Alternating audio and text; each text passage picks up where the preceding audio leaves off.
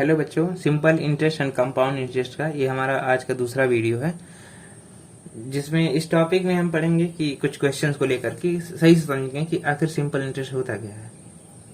पहला हमें पढ़ना है सिंपल इंटरेस्ट।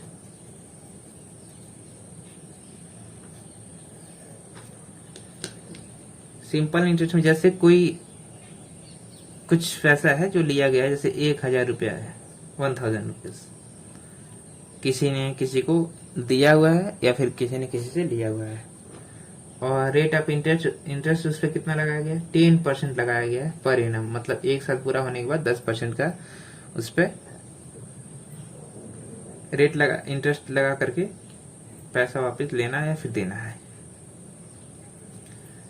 सिंपल इंटरेस्ट निकालने के लिए फॉर्मूला एक होता है,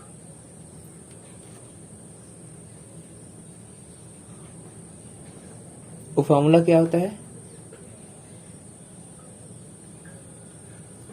just like P into R into T upon 100, मतलब प्रिंसिपल का rate of interest into time में मल्टीप्लाई करके 100 से डिवाइड कर देना। अगर हम ऐसा करते हैं तो यहाँ पे हम वैल्यू पुट करेंगे। प्रिंसिपल की जगह कितना है? 1000 इंटू रेट ऑफ इंटरेस्ट 10 है, टाइम सपोज कर लेते हैं 1 ईयर के लिए है, तो 1 डिवाइडेड बाई 100। इस तरीके से 10 से 10 ये कैंसिल हो जाएगा, 10 से 10 कैंसिल, यानी कि इंटरेस्ट हमें कितना मिल गया?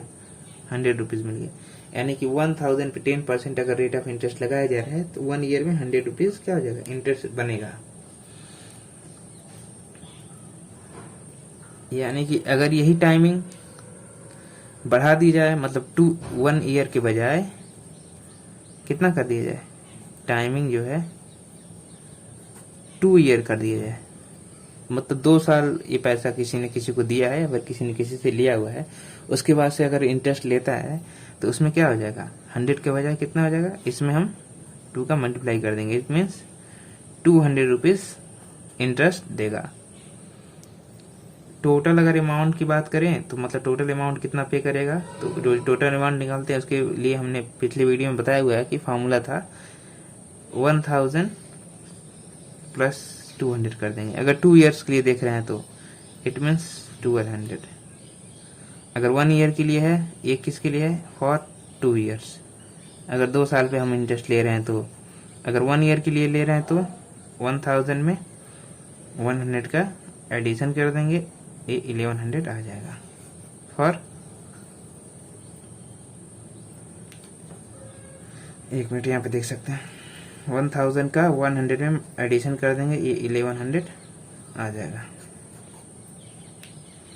ठीक है, ये है 1 ईयर के लिए। ये 1 ईयर के लिए इतना टोटल अमाउंट पे करेगा कोई भी।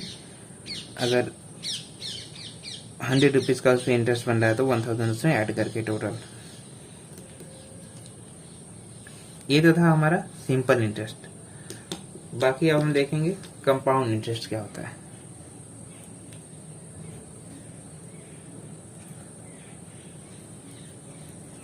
सिंपल इंटरेस्ट और कंपाउंड इंटरेस्ट में बस थोड़ा सा डिफरेंस है, उसको हम थोड़ा सा समझ लेंगे तो क्लियर हो जाएगा।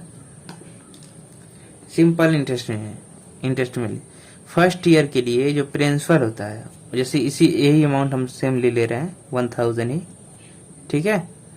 और अगर बात करें हम 1000 ले रहे थे तो 1 ईयर के लिए कितना इंटरेस्ट मिल रहा था? इंटरेस्ट कितना मिल रहा था? 100 मिल रहा था इंटरेस्ट।